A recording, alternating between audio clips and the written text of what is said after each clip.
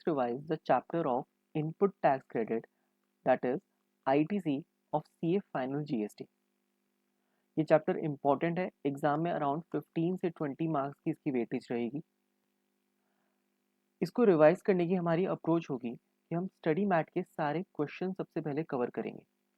25 question है test your knowledge के, जिसको हम टारगेट करेंगे कवर करने के लिए। इससे होगा क्या, आईसीए जिस पे क्वेश्चन बनाता है, जिन प्रोविजंस पे जो आईसीए को लगता है इंपॉर्टेंट है, वो हमारे सारे प्रोविजंस कवर हो जाएंगे।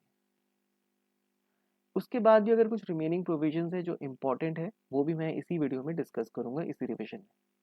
ठीक है, तो ये रहेगी हमारी अप्रोच इसको कवर करने के लिए। चलते हैं सीधा अपने टेस्ट योर नॉलेज।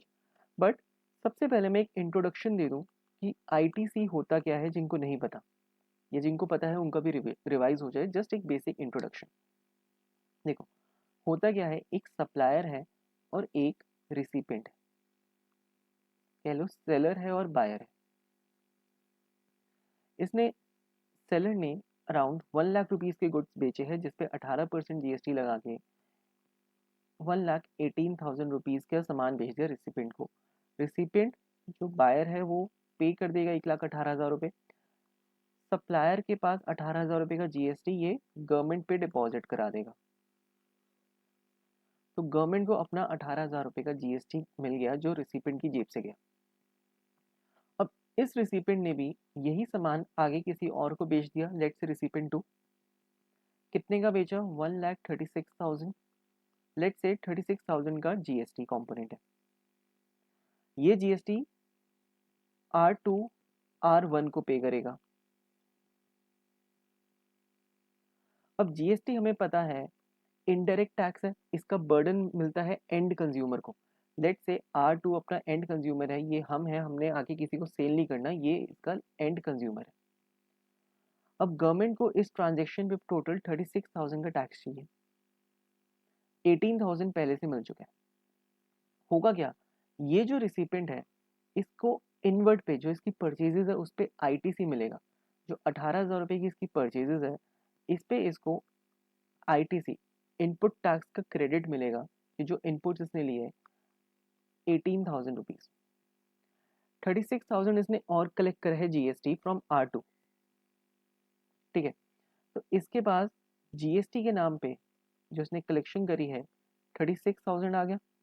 ये 36,000 भी इसे गवर्नमेंट को जमा कराना है, बट 18,000 ये पहले से करा चुका है, तो बैलेंस 18,000 ही और डिपॉजिट कराएगा गवर्नमेंट को। 18,000 का इनपुट टैक्स क्रेडिट आईटीसी ले लिया। 18,000 जब गवर्नमेंट को और मिल जाएगा तो गवर्नमेंट का तो हो गया 36,000 पूरा। R1 की जेब से कोई भी टैक्स नहीं गया। 18,000 पहले गए थे, उसका क्रेडिट मिल गया। 36,000 और रिसीव करे थे, तो नेट 18,000 इसने और पे कर दिया। और फाइनल बर्डन मिला R2 को 36,000 टोटल जीएसटी। ये एक पूरा प्रोसेस टाइप है, बहुत ही बेसिक मैंने समझाया है, कोई प्रोविजन या कुछ इसमें टेक्निकलिटी में नहीं गए। जस्ट एक बताने के लिए कि आईटीसी का कंसेप्ट क्या है, बाकी तो हम सीखेंगे आगे।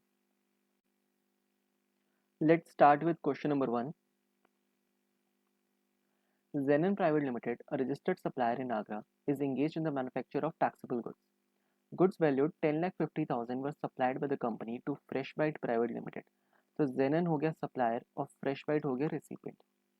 A registered supplier located at Firozabad without the cover of an invoice with a fraudulent intent on 20 मार्च 2024। तो जो सप्लायर ने रिसिपेंट को गुड्स दिए हैं वो एक फ्रॉडलेंट इंटेंट से दिए हैं और कोई इनवॉइस भी नहीं दिया, without the cover of N invoice. ठीक है, since the company evaded tax by not issuing the invoice for the supply, a show cause notice was issued by the proper officer under section 74 requiring the company to pay tax at the rate 12%, यानी 1,26,000 रुपये company से मांग रहे हैं। देखो हुआ क्या, supplier ने रिसिपेंट को सामान बेचा, रिसिपेंट ने पेमेंट कर दी। अब सप्लायर जो जेनन प्राइवेट लिमिटेड है इसके पास पड़ा है ये 1,26,000, इसको पे करने हैं। इसने पे नहीं करे, ठीक है, क्योंकि इसने इनवॉइस नहीं बनाया।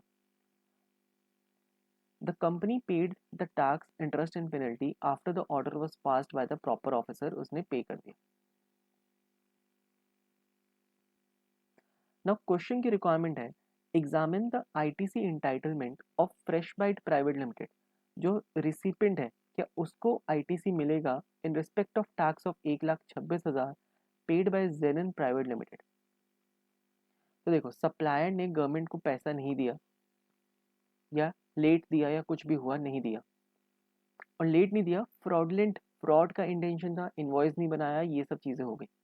ठीक है, रिसिपेंट ने तो पेमेंट कर दी थी इसे, तो रिसिपेंट को क्या, जो फ्रेश बाइट है, इसको आईटीसी मिलेगा नहीं मिलेगा, ये क्वेश्चन है। अब अगर कोई लेमैन पढ़े तो वो कहेगा कि रिसिपेंट की क्या गलती, रिसिपेंट ने तो पेमेंट कर दी सप्लायर को, तो इसको तो मिल जाना चाहिए। But this is not the right approach.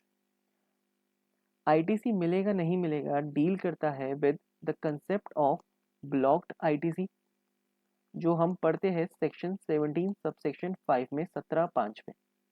Let's see section 17 clause 5 subsection 5 कहता है, notwithstanding anything contained in the subsection of section 16 and this input tax credit shall not be available in respect of the following items। ठीक है, total 9 clauses है इसके, ए से लेके आई तक। ठीक है, हम एक एक करके बाद में पढ़ेंगे जैसे जैसे हमारे क्वेश्चंस आएंगे। सबसे पहले हम पढ़ते हैं इसका लास्ट क्लॉज जो डील करता है हमारे करंट क्वेश्चन से। कहता है, any tax paid in accordance with the provisions of section 74 is blocked. ठीक है, हम ब्लॉक्ड लिस्ट पढ़ रहे हैं सेक्शन 17(5) की, अ वेरी इंपॉर्टेंट सेक्शन। तो अगर कोई भी टैक्स पे करता है सेक्शन 74 पे, 74 डील करता है tax paid in fraudulent manner. ठीक है, तो हमारे क्वेश्चन में इसने फ्रॉडलेंट मैनर में टैक्स पे करा, तो इसलिए इसका आईटीसी ब्लॉक्ड होगा, फ्रेश फाइट को आईटीसी नहीं मिलेगा। ठीक है, सबसे पहले तो ये बात हो गई।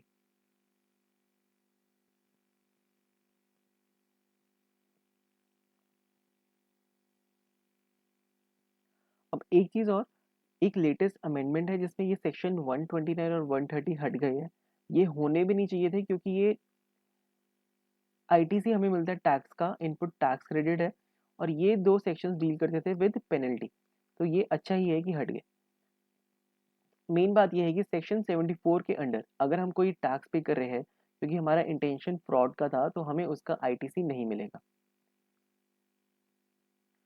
17(5) का एक और पॉइंट हम पढ़ लेते हैं, जो इस क्वेश्चन के लिए तो नहीं है, क्योंकि 17(5) में 9 आइटम्स हम इसको कवर करते चलेंगे साथ साथ। कहता है, अगर हम गुड्स यूज कर रहे हैं फॉर पर्सनल कंजम्पशन, उसके लिए भी आईटीसी नहीं मिलेगा, क्योंकि आईटीसी मिलता है ओनली फॉर बिजनेस या फर्दरेंस ऑफ बिजनेस। अगर हम पर्सनल कंजम्पशन, पर्सनल यूज के लिए गुड्स और सर्विसेज ले रहे हैं जिस, तो उसका आईटीसी ब्लॉक्ड रहेगा, नहीं मिलेगा। अब इस क्वेश्चन में एक चीज तो थी कि फ्रॉडलेंट इंटेंट है, जो सेक्शन नंबर 74 से डील हो गया। एक चीज और है कि यहाँ पे इनवॉइस भी इशू नहीं हुआ, without the cover an on invoice, invoice भी इशू नहीं किया। अब आईटीसी के लिए हम देखते हैं एलिजिबिलिटी, कि मतलब किसको आईटीसी मिल सकता है। Relating to the eligibility and conditions for taking ITC, सबसे पहले तो रजिस्टर्ड पर्सन होना चाहिए, registered person to take credit of tax paid on inward supplies of goods and of services. तो हमारे क्वेश्चन में ये दोनों तो रजिस्टर्ड थे, जेनन भी रजिस्टर्ड है और फ्रेश बाइट भी रजिस्टर्ड है, तो ठीक है, मिल सकता था।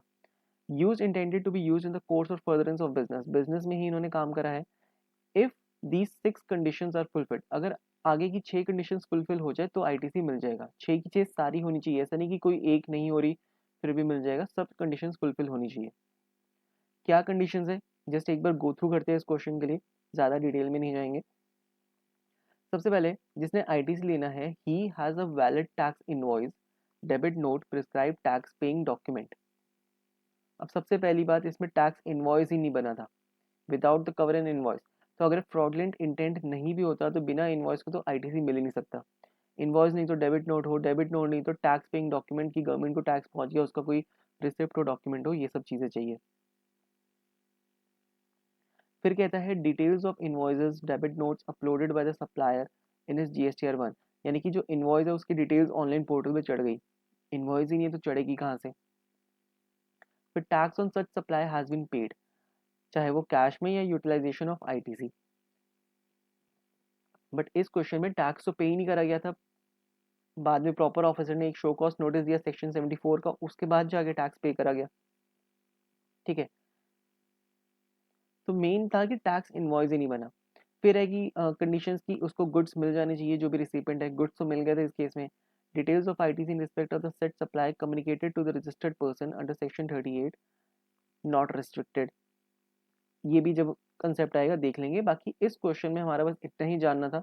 एक तो हमने सीखा सेक्शन 17(5) एक करके है, ब्लॉक्ड लिस्ट के बारे में बात करते हैं, ब्लॉक्ड आईटीसी।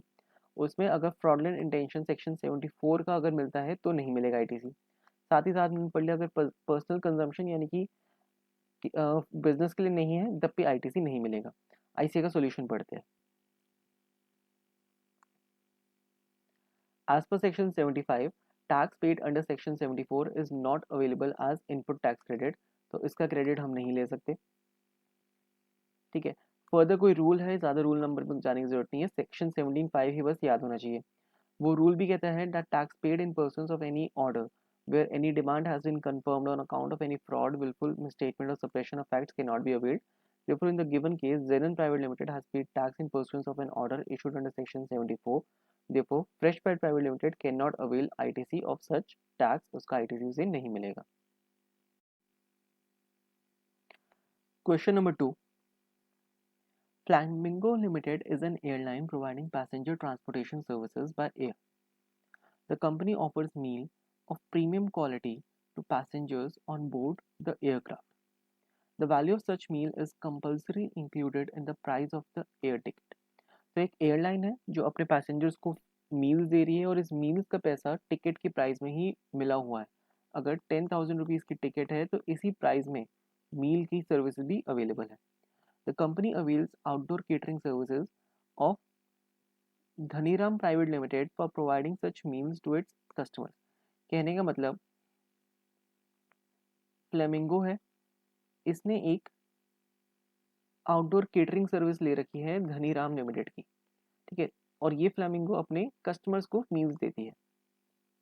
खाना आता है धनीराम से ये फ्लेमिंगो के पास, और फ्लेमिंगो देती है अपने कस्टमर्स को। तो means Dhaniram is a supplier, flamingo is a recipient. ठीक है, recipient of meals.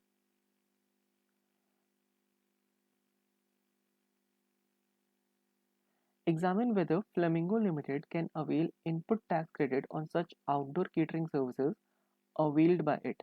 Flamingo Dhaniram को पेमेंट करेगी, इसके लिए इनपुट से, तो क्या इसका ये आईटीसी ले सकती है, ये इस पे हमें डिस्कस करना है।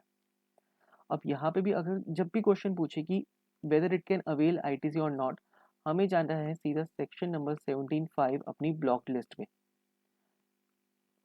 जब हम ब्लॉक लिस्ट पढ़ते हैं वहां पे एक है यहाँ का सेकंड पॉइंट। टोटल 9 पॉइंट से 2 हम कर चुके हैं, सेकंड पॉइंट यानी कि बी पॉइंट।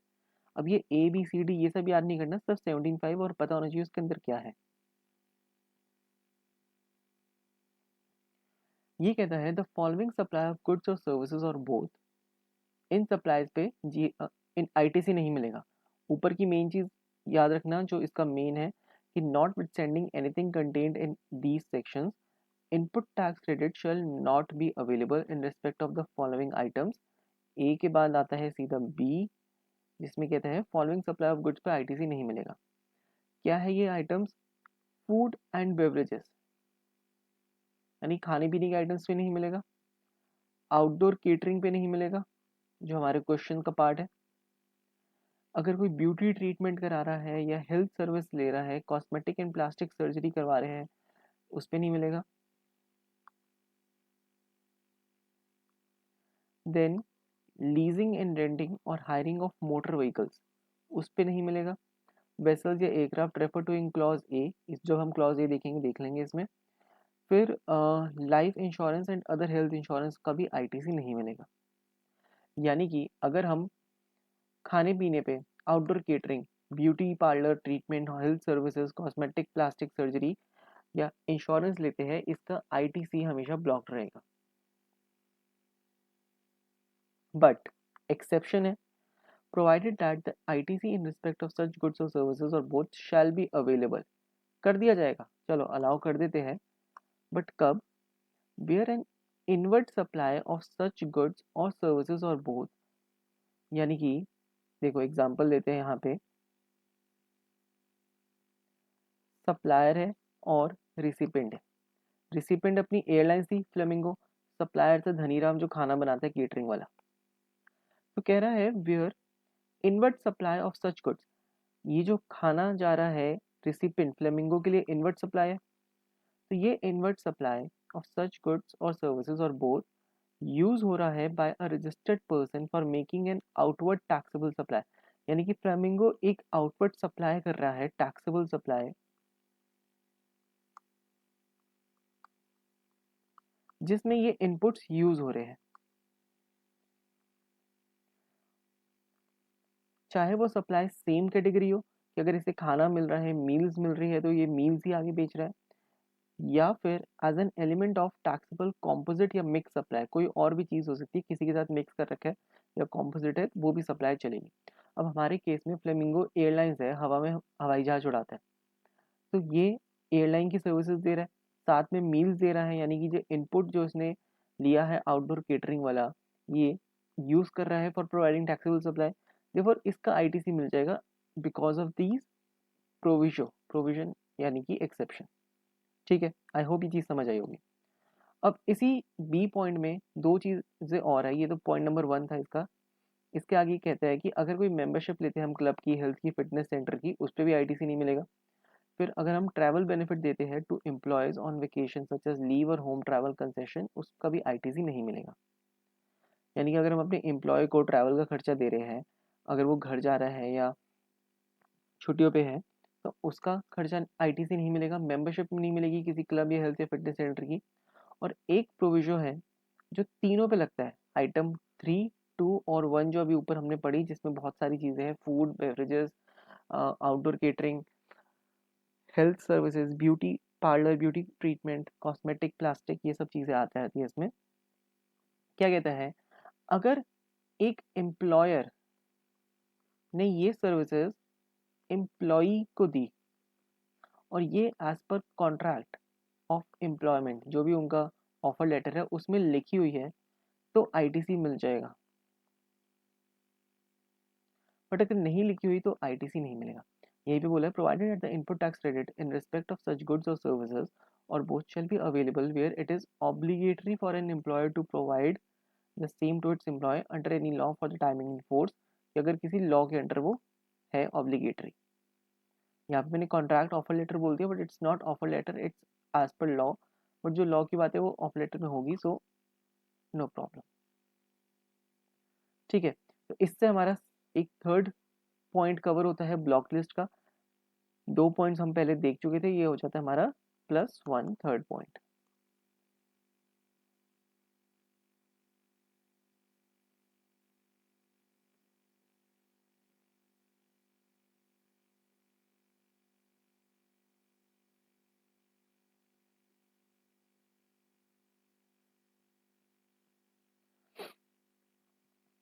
अब पढ़ते हैं अपना इसका आंसर।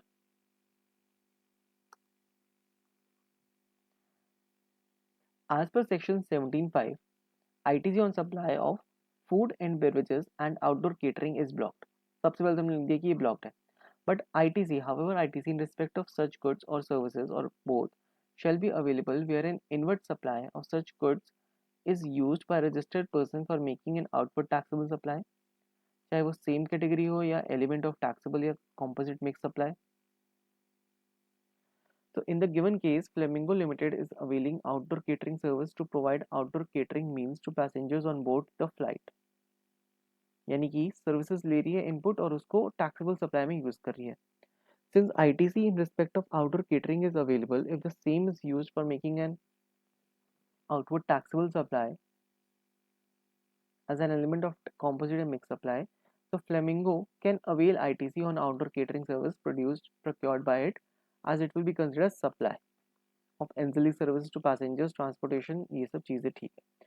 तो कहने का मतलब इसको ले सकते हैं, जो भी आइटम्स मेंशन्ड है, फूड एंड बेवरेजेस हो गई, आउटडोर केटरिंग, फिर हो गया अपना हेल्थ सर्विसेज, ये हेल्थ इंश्योरेंस, लाइफ इंश्योरेंस, फिर हो गया beauty, cosmetic, treatment, plastic surgery, ये सब चीज़ें हो गई, इस पे आईटीसी नहीं मिलेगा। बट अगर यही चीज़ें हम यूज़ कर रहे हैं for providing outward taxable supply, तो आईटीसी क्लेम कर सकते हैं।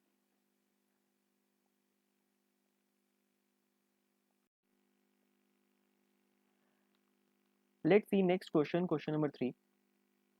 Jumbo Sales Private Limited, a supplier of ready-made garments, announced buy one get two free offer on men's t-shirts on Diwali to boost its sales। यानी कि एक खरीदो और दो फ्री पाओ, यानी कि टोटल 3 आइटम्स ये दे रहा है at a price of 1 T-shirt. You are required to advise the company on the applicability of ITC in respect of inward supplies used in relation to such supply। यानी कि जो जंबो सप्लायर है अपने customers को ये दे रहा है 3 टी-शर्ट्स।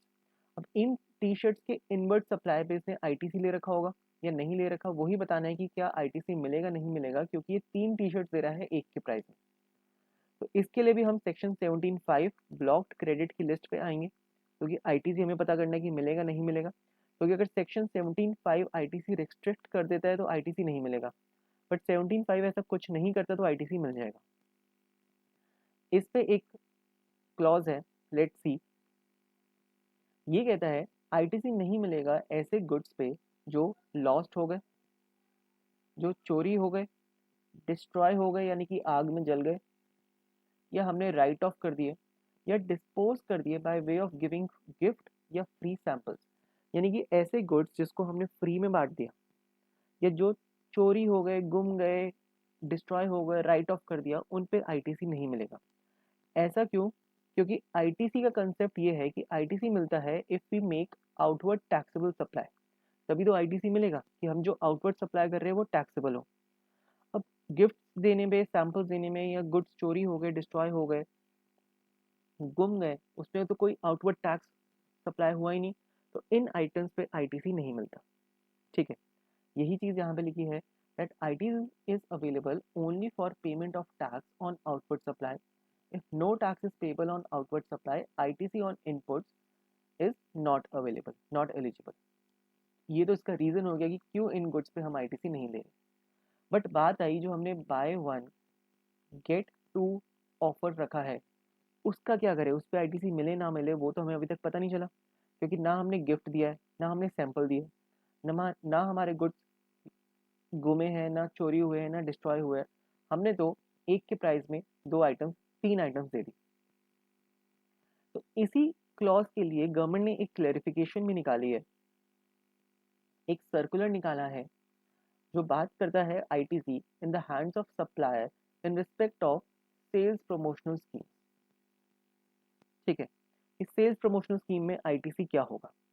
अलग अलग स्कीम्स हैं। सबसे पहली स्कीम्स आती है सैंपल एंड फ्री गिफ्ट, क्योंकि बहुत बार होता है कि सैंपल्स में चीज़ें बांट देते हैं, फ्री गिफ्ट दे देते हैं, उसका आईटीसी क्या होगा? अभी हम देख के आए कि samples and IT free gifts पे आईटीसी ब्लॉक्ड है। बट बट क्या कहता है? देखो, दो कंडीशंस हो सकती है।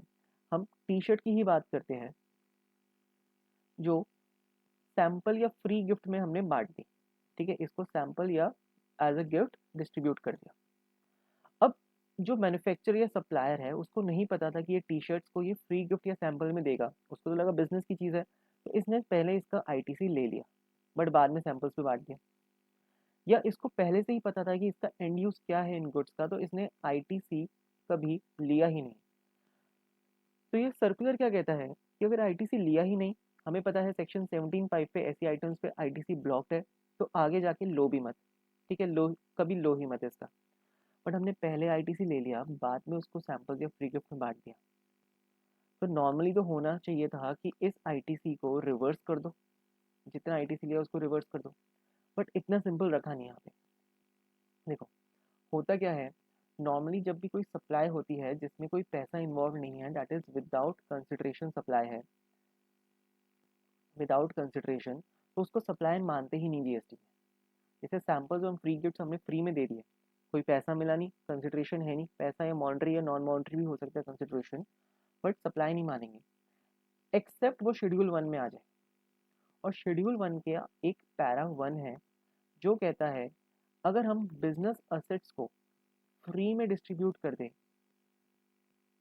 और उन असेट्स पे हमने आईटीसी ले रखा है तो उसको सप्लाई मान लेंगे।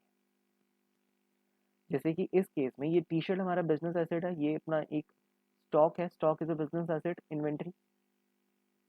इस पे हमने आईटीसी ले रखा है और इसको बाद में जाके हमने फ्री में बांट दिया। तो इस फ्री वाली सप्लाई को हम सप्लाई मान लेंगे even if no consideration is involve. तो इस सप्लाई की वैल्यू कैसे निकालेंगे, इसके अलग से एक वैल्यूएशन रूल है, रूल नंबर 30, वहाँ पे वैल्यू निकालेंगे। ठीक है, लेट से आईटीसी जब लिया था तो इस टी शर्ट की वैल्यू थी 1000 रुपीज़ और इस पे 100 रुपीज़ का आईटीसी ले लिया। रूल 30 के हिसाब से वैल्यू आई इस टी शर्ट की 2000 रुपये कि जब आप इसको सेल करेंगे इस पे 150 रुपये का जीएसटी बनना चाहिए। तो 100 रुपीज़ का आईटीसी हमारे पास है, 150 रुपये का जीएसटी पे करना है गवर्नमेंट को, 100 का आईटीसी है तो 50 रुपये और पे करने होंगे। ठीक है, इस तरीके से रहेगा हमारा सैम्पल्स एंड फ्री गिफ्ट्स की ट्रीटमेंट। तो यही चीज़ यहाँ पे लिखी है, ITC shall not be available to the supplier on input to the extent they are used in relation to gifts of free samples. However, where the activity of distribution of free gifts falls within Schedule 1, then supplier would be eligible to avail ITC. Eligible क्यों? क्योंकि पहले ले ही चुका है तो हम मानेंगे ये एलिजिबल था आईटीसी के लिए। अब वाले को डीम्ड सप्लाई मान लेंगे, डीम्ड माना तो एक जीएसटी निकालेंगे और उसको हम एडजस्ट कर देंगे जो नॉर्मल करते हैं। ठीक है, फिर आता है second promotional offer, sales promotional offer, जो हमारे क्वेश्चन का भी है, buy one get one offer या buy one get two offer. तो उसमें क्या करें, इसमें ये कहता है कि that this is not an individual supply of free goods but a case of two or more individual supply with a single price being charged for the entire supply. It can best be treated as supplying two goods at the price of one. यानी कि हमने दो goods या तीन goods दे दिए eight a price of one, free में कुछ नहीं दिया यहाँ पे। तो ना कोई गिफ्ट है ना कोई सैंपल है, फ्री की तो बात ही नहीं हो रही। हमने बस ऐसा करा कि एक टी शर्ट का प्राइस हमने, लेट से वैसे तो ये टी शर्ट 1000 रुपये की थी, अब इन्होंने क्या करा होगा, 2000 रुपये की टी शर्ट का प्राइस रख दिया और उसके बदले में 3 टी शर्ट पकड़ा दी। ठीक है, यानी कि एक टी शर्ट के बदले एक टी शर्ट के प्राइस पे 3 टी शर्ट्स पकड़ा दी। तो treating as supply of two or more goods at the price of one. इस पे क्या होगा, आईटीसी मिलेगा ऑफ कोर्स, कुछ फ्री में नहीं दिया। ठीक है, कोई सैंपल नहीं है, कुछ गिफ्ट नहीं है। So the taxability of such supply will be dependent upon whether the supply is a composite और मिक्स सप्लाई। सबसे पहले देखेंगे कॉम्पोजिट है क्योंकि कॉम्बिनेशन है, कॉम्पोजिट है मिक्स सप्लाई है, वो देखो उस हिसाब से रेट निकलेगा। बट द मेन चीज, ITC shall be available to the supplier for the inputs या input services या capital goods used in relation to the supplier or services or both as a part of such offer। ITC हमें मिल जाएगा, main हमारा conclusion ये आता है इससे। तो ये है हमारा क्वेश्चन का सॉल्यूशन। हम सीधा आंसर पढ़ते हैं, दो सेल्स प्रमोशनल सर्विसेज और है, सर्विसेज सॉरी नहीं स्कीम्स, उसको भी पहले देख लेते हैं फिर हम इसका आंसर पढ़ेंगे। रिमेनिंग दो स्कीम्स डील करती है डिस्काउंट से। अब डिस्काउंट भी सेल्स प्रमोट करने के लिए देते हैं। दो तरीके के डिस्काउंट के बारे में यहाँ पे बात करी गई है। Number 1 is by more save मोर, यानी कि हमने डिस्काउंट रखा कि अगर तुम 10,000 रुपये की शॉपिंग करते हो तो 10% का डिस्काउंट, अगर 20,000 तक की शॉपिंग करते हो तो 20% का डिस्काउंट। यानी कि 10,000 और मोर करते तो 10%, 20,000 या उससे ज़्यादा करते हो तो 20%, 30,000 या उससे ज़्यादा करते हो तो 30%। इस तरीके से जितना खरीदो उतना बचाओ, डिस्काउंट है। अब ऐसे डिस्काउंट क्या होते हैं, जब हम शॉपिंग करने जाते हैं कस्टमर्स को पहले ही इन्फॉर्म कर दिया जाता है कि इस तरीके का डिस्काउंट चल रहा है, यानी कि पहले ही बता दिया, ऐसा तो है नहीं छुपा के रखा है। पहले ही मीन जब बिलिंग करने जाएंगे तब बता दिया, या किसी वजह से पहले ही इसका एडवर्टाइजमेंट हो रखा होता है। तो पहले ही हो रखा है उसका फायदा क्या है, जब हम सप्लाई की वैल्यू निकालेंगे कि वैल्यू कितनी है, अगर 30,000 रुपये की गुड्स है तो उसमें 30% का डिस्काउंट हम माइनस कर सकते हैं। यानी कि 30,000 पे 30%, 9,000 का डिस्काउंट माइनस करके सप्लाई की वैल्यू आ जाएगी सिर्फ 21,000 रुपये। ठीक है, so discount offered by suppliers to customers including staggered discount, मतलब एक लो ज़्यादा मतलब ज़्यादा खरीदो और ज़्यादा डिस्काउंट लो, या post supply volume discount is established before या at the time of supply. पहले ही बता दिया या जब बिलिंग कराने गए at the time of supply तभी बता दिया। They shall be excluded to determine the value of supply. Value की सप्लाई निकालते वक्त इसको एडजस्ट एक्सक्लूड कर दो, हटा दो। ठीक है, ये तो हो गया एक चीज, इसको वैल्यू में काम आएगा वैसे तो ये में जो सेक्शन 15 में वैल्यू हम करते हैं।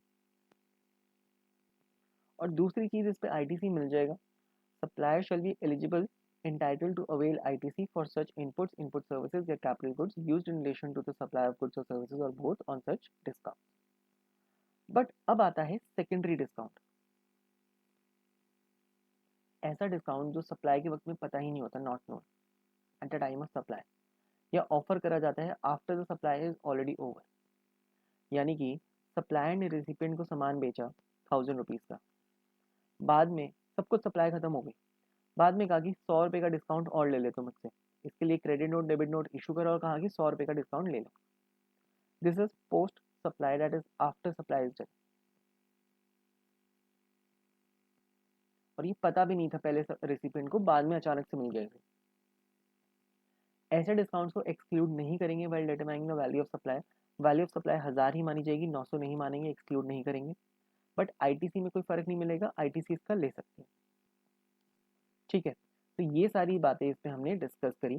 और अब हमारा जो मेन क्वेश्चन था कि बाय वन गेट वन, इतना कुछ पढ़ने के बाद ये तो हमारा बहुत ही सिंपल है, इसका आंसर हम देख लेते हैं।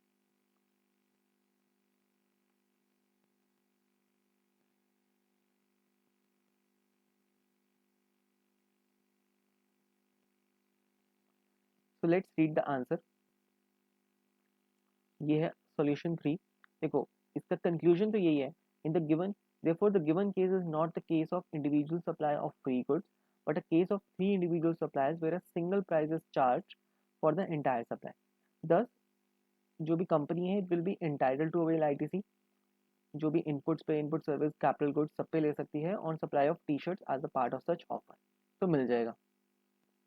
ठीक है, बाकी हमें बताना है कि वैसे आईटीसी इस पे ब्लॉक्ड होता है। फिर यहाँ पे और चीज़ें लिखी गई है कि ITC shall be available to supply for inputs as a part of such offers. फिर ये कॉम्पोजिट मिक्स सप्लाई है, वो सब कुछ बताना ज़रूरी नहीं है इसमें। फिर कि गवर्नमेंट ने एक सर्कुलर निकाल रखे, सर्कुलर का नंबर वैसे याद हो जाए तो ठीक है, नहीं हो जाए तो और अच्छा है।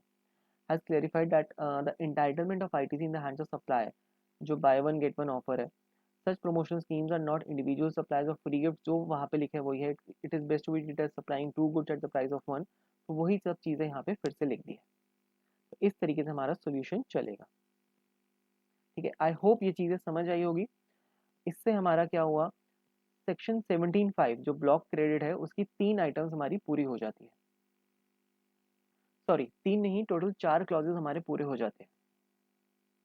अब नेक्स्ट क्वेश्चन से जाने से पहले स्टडी मैट में एक और चीज़ दे रखी है। अब इसमें मुझे नहीं पता कि आगे क्वेश्चन है नहीं है, बट ये कंसेप्ट ही मैं यहीं पे क्लियर कर देता हूँ, यहीं पे हम इसका डिस्कशन कर लेते हैं ताकि हमारी नॉलेज और प्रोविजंस की 100% कवर होता जाए हमारा स्टडी मटेरियल।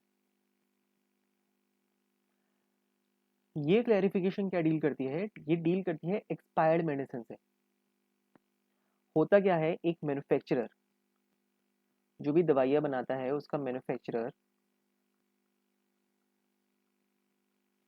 जब केमिस्ट को, केमिस्ट चाहे होलसेलर हो, रिटेलर हो, जो भी सप्लायर है उसको सप्लाई कर देता है मेडिसिन, बट ये मेडिसिन एक्सपायर भी हो जाती है काफ़ी सारी। तो एक्सपायर मेडिसिन होलसेलर क्या करता है, वापस मैन्युफैक्चरर को भेज देगा। इस पे आईटीसी की कुछ ना कुछ डिस्कशन है, वो हम देखेंगे। अब इस एग्जाम्पल को हम और डिटेल में करते हैं समझने के लिए। लेट्स सी जो मैन्युफैक्चरर है इसने जो दवाइयाँ दी है होलसेलर को, उस पे जीएसटी चार्ज करा था 10 रुपीज़, या 10 नहीं, लेट्स से 15 रुपीज़ का जीएसटी चार्ज करा था। अब ये मेडिसिन बनाने के लिए, फॉर मैन्युफैक्चरिंग दिस मेडिसिन, जो भी इनपुट्स इसने लिए मैन्युफैक्चरर ने, उस पर भी आईटीसी से मिलेगा। लेट्स से वो आईटीसी था 10 रुपीज़ का। सप्लायर ने मैन्युफैक्चरर जो रेसिपिएंट बना, रेसिपिएंट वन, तो इसके पास आईटीसी आ गया मैन्युफैक्चरर के पास 10 रुपीज़। ठीक है, होलसेलर जो अभी रेसिपिएंट है, रेसिपिएंट टू, इसने 15 रुपये पे करे मैन्युफैक्चरर को, मैन्युफैक्चरर क्या करेगा, 15 रुपये गवर्नमेंट को पे करेगा, 10 रुपीज़ का पहले से इसके पास आईटीसी है तो 5 रुपीज़ और पे कर देगा गवर्नमेंट को। अब ये मेडिसिन होगी एक्सपायर, एक्सपायर होगी तो होलसेलर वापस भेजेगा मैन्युफैक्चरर को, फिर से एक इनवॉइस बनेगा, फ्रेश इनवॉइस अगर बनाते हैं ये जो होलसेलर है, तो जो प्राइस था लेट्स से 115 रुपीज़ की मेडिसिन थी 115 रुपये की, तो 115 सेम ही अमाउंट वापस चली जाएगी, 15 रुपये का जीएसटी कॉम्पोनेंट है। बट अब क्या हुआ, होलसेलर बन गया सप्लायर और मैन्युफैक्चरर बन गया रिसिपेंट। ठीक है, अब 15 रुपये का आईटीसी रिसिपेंट को मिल जाएगा, जो मैन्युफैक्चरर है इसको फिर से 15 रुपये का आईटीसी मिल जाएगा इस गुड्स पे, ये क्लेम कर सकता है, क्योंकि ट्रांजेक्शन को अगर हम देखें तो ये सप्लायर है, ये रिसिपेंट है, manufacturer now is the recipient. भले ही पैसे इन्वॉल्व ना हो या 115 रुपये यहाँ से वापस भेज दिए इसने होलसेलर को, बट मैन्युफैक्चरर को 15 रुपये का आईटीसी मिल जाएगा। होलसेलर क्या करेगा, ये 15 रुपये गवर्नमेंट को पे कर देगा,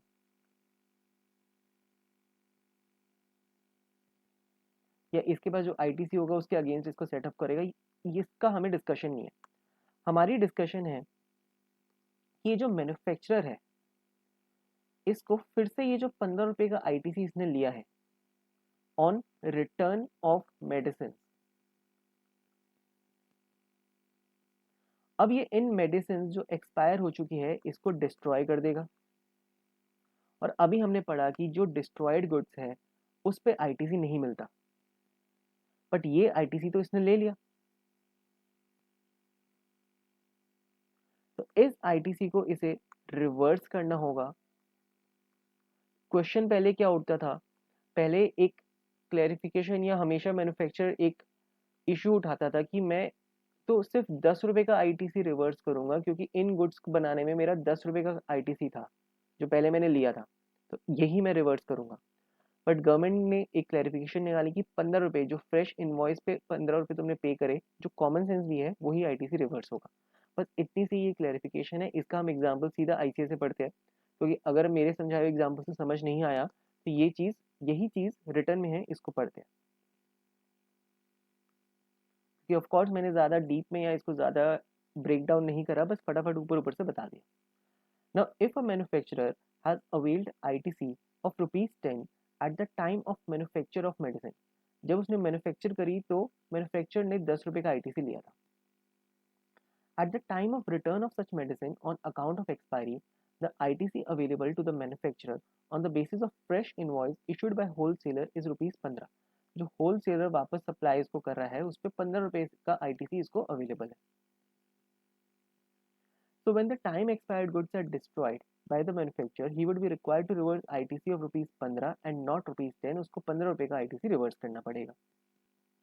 ठीक है, बस इतनी सी क्लैरिफिकेशन थी, अगर इसका कोई क्वेश्चन हुआ इसमें और चीज़ हुई तो मैं बताऊंगा। इससे हमारा क्वेश्चन नंबर 3 और इसके कॉन्सेप्ट खत्म होते हैं। नेक्स्ट क्वेश्चन हम पढ़ेंगे क्वेश्चन नंबर 10। क्वेश्चन नंबर 3 के बाद 10 इसलिए क्योंकि सबसे पहले अब मैं सेक्शन नंबर 17(5) जो अपनी ब्लॉक लिस्ट है उसी के क्वेश्चंस पे को टारगेट करते हैं। So Krishna Motors is a car dealer selling cars of an international company.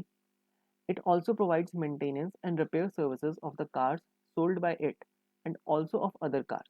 तो एक डीलर है कृष्णा मोटर्स जो इंटरनेशनल कंपनी लेट से टेस्ला की कार्स बेच रहा है इंडिया में, और उस पर मेंटेनेंस और सर्विसेज भी दे रहा है, रिपेयर सर्विसेज जो उसने बेची उस गाड़ियों पे भी या बाकी गाड़ियों पे भी जो उसने नहीं बेची। It seeks your advice on the availability of input tax credit in respect of the cars purchased from the manufacturer for making further supply of such cars. तो हो क्या रहा है, कृष्णा मोटर्स टेस्ला से गाड़ियां खरीद रहा है और इसको आगे कस्टमर्स को बेच रहा है, तो क्या ये जो इनपुट्स है इस पे आईटीसी मिलेगा नहीं मिलेगा उस पे कह रहा है कि बताओ। फिर कहता है ये that 2 cars are destroyed in accident by while being used for test drive by potential customers। 2 गाड़ियां डिस्ट्रॉय हो गई जब कस्टमर्स उसकी टेस्ट ड्राइव ले रहे थे। ठीक है, तो यहाँ पे 2 क्वेश्चंस हैं, एक तो जो गाड़ियां ये परचेज कर रहे हैं टेस्ला से जो आगे कस्टमर्स को सेल आउट करते हैं उस पर आईटीसी मिले ना मिले इनपुट पे, और जो 2 कार्स थी वो डिस्ट्रॉय हो गई उस पर आईटीसी मिलेगा या नहीं मिलेगा। तो डिस्ट्रॉयड के लिए तो अभी हमने पढ़ा कि अगर गुड्स लॉस्ट हो जाए, स्टोल हो जाए, डिस्ट्रॉय हो जाए, डिस्पोज ऑफ कर दो, राइट ऑफ कर दो या फ्री गिफ्ट दे दो, सैंपल दे दो, उस पर आईटीसी नहीं मिलता। तो इन दो गाड़ियों पे जो डिस्ट्रॉय हो गई इसका आईटीसी तो ब्लॉक्ड रहेगा, नहीं मिलेगा। इतनी बात तो हमें पता है। अब देखते हैं जो ये गाड़ियाँ खरीद रहा है टेस्ला से जो आगे बेचने के लिए, उस पर आईटीसी मिलता है कि नहीं। अब इसके लिए भी सेक्शन 17(5) ब्लॉक क्रेडिट पे एक क्लॉज है, clause number A, which is very important from exam point of view. Let's see, ये कहता है ITC is not available for motor vehicles, गाड़ियों पे नहीं मिलेगा, यानी कि मोटर व्हीकल्स पे नहीं मिलेगा। फॉर ट्रांसपोर्टेशन ऑफ पर्सन, अगर वो मोटर व्हीकल पर्सन के ट्रांसपोर्ट के लिए बनी है। Having approved seating capacity of not more than 13 person, यानी कि 13 सीटर गाड़ी या उससे कम है, 13 से ज़्यादा नहीं, नॉट मोर देन 13 मतलब 13 या less, including the driver seat. ठीक है, इतना पढ़ते हैं, एक्सेप्शन बाद में पढ़ेंगे। तो देखो, अगर हम इसका एक चार्ट बनाने पे आए तो कहता है कि मोटर व्हीकल जो यूज़ होती है फॉर ट्रांसपोर्टेशन ऑफ पर्सन,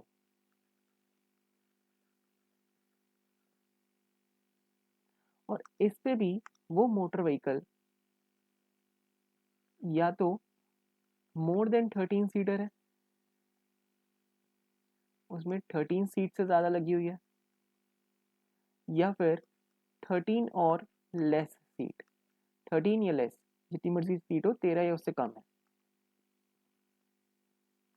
तो अगर मोर देन 13, उसके लिए बारे में तो ये बात ही नहीं कर रहा, ये कह रहे हैं मोटर व्हीकल जो पर्सन के लिए यूज हो रही है और जिसकी seating capacity of not more than 13, 13 से ज़्यादा नहीं है, मोर देन 13 यानी कि अगर 14 भी हो गई तो आईटीसी मिल जाएगा, यानी कि बड़ी गाड़ियों पे आईटीसी दे रहे हैं। बट 13 और लेस है तो आईटीसी नहीं मिलेगा, ब्लॉक्ड है, आईटीसी नहीं मिलेगा। ठीक है, अब देखते हैं accept when they are used for making the following taxable supplies, namely except they are used, यानी कि जिस पे आईटीसी नहीं मिल रहा, ये इन गाड़ियों की बात कर रहा है, ये गाड़ियां अगर यूज होती है नीचे दी गई रीजंस की वजह से तो आईटीसी इस पे भी मिल जाएगा, अदरवाइज नहीं मिलेगा। क्या रीजंस है? If these cars are used for further supply of such motor vehicle, यानी कि इसको हम आगे बेचने में काम आ रहे हैं, या ट्रांसपोर्टेशन ऑफ पैसेंजर्स में काम आ रही है, यानी कि कमर्शियल व्हीकल है, या imparting training on driving of such motor vehicle, उस पर हम ट्रेनिंग दे रहे हैं, एक मोटर व्हीकल का स्कूल है, ठीक है, जो ट्रेनिंग दे रहा है गाड़ी चलाना सीखो, तो उन पे उनको मिल जाएगा। तो कहने का मतलब अगर ये वाली गाड़ी यूज हो रही है फॉर फर्दर सप्लाई या फॉर ट्रांसपोर्ट ऑफ पैसेंजर, अब ट्रांसपोर्ट ऑफ पैसेंजर और पर्सन में फ़र्क ऑफ कोर्स सबको पता होना चाहिए, बट मैं फिर भी बता देता हूँ। जब हम पर्सन की बात कर रहे हैं ट्रांसपोर्ट की, यानी कि हम अपनी घर की गाड़ी की बात कर रहे हैं, अपनी पर्सनल गाड़ी है। अब हम अपनी पर्सनल गाड़ी में कोई उसका टिकट थोड़ा ना खरीदते हैं, गाड़ी की कैब होती है तो उसका फेयर थोड़ा ना पे करते हैं। बट पैसेंजर मतलब वो पैसेंजर टैक्सी है, टैक्सी में यूज़ हो रही है, हम हर एक पैसेंजर से उसका किराया ले रहे हैं, तो यानी कि कमर्शियल पर्पज़ के लिए यूज़ हो रही है, या फिर हम उस पर ट्रेनिंग दे रहे हैं, तो इस गाड़ी का भी आईटीसी मिल जाएगा, अदरवाइज आईटीसी नहीं मिलेगा। ठीक है, बट अगर सेम कार 13 और लेस है और यूज हो रही है फॉर ट्रांसपोर्ट ऑफ गुड्स, यानी कि उनमें सामान जा रहा है, तो आईटीसी की कोई बात ही नहीं करी गई, तो इन गाड़ियों पे भी आईटीसी मिल जाएगा। बात हो रही है अगर पर्सन, जो कि कमर्शियल नहीं पर्सनल गाड़ियों की बात कर रहे हैं और वो 13 या उससे कम की है, तो आईटीसी नहीं मिलेगा, एक्सेप्ट वो इन तीन चीज़ों के लिए काम आती है, आगे सप्लाई करने के लिए, पैसेंजर्स के लिए, या ड्राइविंग स्कूल में काम आने के लिए। तो अब हमारे क्वेश्चन में क्या था, एक डीलर है जो आगे इसको सेल करता है, यानी कि ये ये परचेज कर रहा है टेस्ला से और यही गाड़ी आगे कस्टमर्स को सेल कर रहा है, यानी कि फर्दर सप्लाई कर रहा है ऑफ सच मोटर व्हीकल, तो इसको आईटीसी मिल जाएगा। अब हमारा क्वेश्चन तो इस पॉइंट से खत्म हो जाता है, बट ये क्लॉज ए खत्म नहीं हुआ, इसको अभी हम और पढ़ेंगे। ठीक है, क्लॉज ए के बाद क्लॉज डबल ए आता है, और ये कहता है कि ऊपर तो हमने मोटर व्हीकल्स पे आईटीसी ब्लॉक करा, अब हम वेसल जो पानी में चलता है या एयरक्राफ्ट जो हवा में चलता है उस पे भी आईटीसी नहीं मिलेगा, accept when they are used for making following taxable supplies, यानी कि for further supply of such vessel or aircraft। यानी कि लेट्स से एक कंपनी है इंडिगो, इंडिगो एयरलाइंस, ठीक है, ये यूएसए से प्लेन्स खरीद रही है, एयरक्राफ्ट, और ये प्लेन्स एयर इंडिया को बेच देती है, सेल कर देती है, तो आईटीसी मिल जाएगा। बट अगर यही प्लेन रिलायंस खरीदता है फॉर अपने पर्सनल यूज, कंपनी के कमर्शियल यूज में ही, चाहे इधर उधर जाने के लिए, ठीक है, इसको भी इधर उधर जाना होता है अंबानी को, तो उसके लिए उसने पर्सनल जेट खरीदा या प्लेन खरीदा या अपने स्टाफ के लिए प्लेन खरीदा पर्सनल, तो उस पर आईटीसी नहीं मिलेगा। So when vessels and aircraft except when they are used for making further supply, sale करने के लिए या पैसेंजर्स ले जाने के लिए ले रहे हैं, यानी कि इंडिगो अपने प्लेन चला रहा है पैसेंजर्स के लिए, एयर इंडिया अपने चला रहे हैं, तो उस पर मिल जाएगा, या ट्रेनिंग दे रहे हैं फॉर ऑन दीज वेसल्स या एयरक्राफ्ट उड़ाने के लिए ट्रेनिंग दे रहे हैं, तो मिल जाएगा, ठीक है, या फिर फॉर ट्रांसपोर्टेशन ऑफ गुड्स, जो हमने ऊपर पहले बोल ही दिया था, अगर ट्रांसपोर्टेशन ऑफ गुड्स है उस पर भी मिल जाएगा, ठीक है। तो अभी अब तक हमने क्या सीखा, मोटर व्हीकल पे नहीं मिलेगा, वेसल पे नहीं मिलेगा, एयरक्राफ्ट पे नहीं मिलेगा, बट मिल जाएगा अगर वो यूज होते हैं for transportation of passengers, for further supply, for training. और मोटर व्हीकल में एक चीज याद रखना, ये नहीं मिलेगा अगर 13 और लेस सीटर है, 13 या उससे कम सीटिंग की कैपेसिटी का है, तो उस पर नहीं मिलेगा। अब क्लॉज ए अभी भी खत्म नहीं हुआ, ये आगे कहता है दैट, ये क्लॉज कहता है कि जो भी हमने ऊपर मोटर व्हीकल वैसे एयरक्राफ्ट देखे, उनकी इंश्योरेंस, सर्विसिंग या रिपेयर एंड मेंटेनेंस पे भी आईटीसी नहीं मिलेगा, in so far as they relate to the motor vehicle, vessel या एयरक्राफ्ट जो अभी तक हमने ऊपर डिस्कस करे, उस पे आईटीसी नहीं मिलेगा उसकी इंश्योरेंस, सर्विस, रिपेयर पे। बट आईटीसी मिल जाएगा अगर उन मोटर व्हीकल्स पे आईटीसी मिल रहा है। देखो हमने देखा कि मोटर व्हीकल, वेसल और एयरक्राफ्ट पे नॉर्मली आईटीसी ब्लॉक्ड है, नहीं मिलता, बट कुछ एक्सेप्शन है जिस पे आईटीसी मिल जाएगा। तो अगर आईटीसी ब्लॉक्ड है इन पे, तो इनकी सर्विसेज पे भी नहीं मिलेगा, बट आईटीसी अगर मिल रहा है इन पे, तो इनकी सर्विसेज भी मिल जाएगा, यानी कि सर्विस मतलब इंश्योरेंस, रिपेयर, मेंटेनेंस, सब पे। वही चीज यहाँ पे लिखी गई है कि where the motor vehicle, vessel, aircraft refer to in above are used for the specified purpose, तो आईटीसी मिल जाएगा। या फिर where received by a taxable person engaged in the manufacture of such motor, यानी कि जो टेस्ला कंपनी है, जो भी कंपनी है मारुति जो मैन्युफैक्चर कर रही है, वो अपने गुड्स की इंश्योरेंस और सर्विसेज करा रही है, उस पर भी मिल जाएगा आईटीसी मैन्युफैक्चरर को। या फिर अगर री इंश्योरेंस करा रहा है ऐसा टैक्सेबल पर्सन जो इंगेज्ड है in supply of general insurance, री इंश्योरेंस के केस से भी आईटीसी मिल जाएगा, ठीक है। ये चीज मोटर व्हीकल का कंसेप्ट हमें काफी ध्यान से पढ़ना है, याद रखना है इसे, ठीक है। मेन चीज ये 13 सीटर और लेस वाला देखना, ट्रांसपोर्टेशन ऑफ पर्सन, जो भी चीजें मैंने अच्छे से समझाई है, रिपीट करने का कोई यूज नहीं है। अब ना एक गवर्नमेंट ने क्लैरिफिकेशन निकाली in relation to demo vehicles. Demo vehicles क्या होते हैं, जो कंपनीज होती है, लेट्स से मारुति हो गई, टाटा हो गई, काफ़ी सारे डेमो व्हीकल्स रखती है फॉर टेस्ट ड्राइव। जब भी हम कोई व्हीकल लेने चाहते हैं, टेस्ट ड्राइव लेते हैं, ठीक है, तो उसको कहा जाता है डेमो व्हीकल। तो क्या डेमो व्हीकल पे आईटीसी मिलेगा या नहीं मिलेगा? अब डेमो व्हीकल होता क्या है, ये हो गया कोई मोटर व्हीकल। अब इसकी नॉर्मली सीटिंग कैपेसिटी हमेशा 13 से कम ही होती है। जब हम गाड़ी लेने जाते हैं 4 सीटर लेते हैं, 5 सीटर लेते हैं, मैक्सिमम 7 सीटर ले लेते हैं, ठीक है, नॉर्मल केसेस बता रहा हूँ। तो डेमो व्हीकल्स पे आईटीसी मिलेगा नहीं मिलेगा, वही चीज यहाँ पे कह रहे हैं। तो गवर्नमेंट ने क्लैरिफाई करा कि इन डेमो व्हीकल्स पे भी आईटीसी अलाउड है, देयरफॉर नॉट ब्लॉक्ड।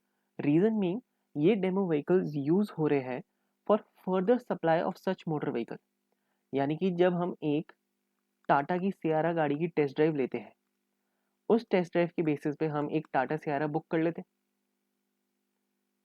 ठीक है। तो इस गाड़ी की टेस्ट ड्राइव ली, इस गाड़ी ने हेल्प करी कि एक further supply of such motor vehicle, ऐसा ही मोटर व्हीकल की फर्दर सप्लाई हो जाए, यानी कि बिजनेस में काम आ रही है। तो इसलिए इसका ITC भी अलाउ कर देंगे।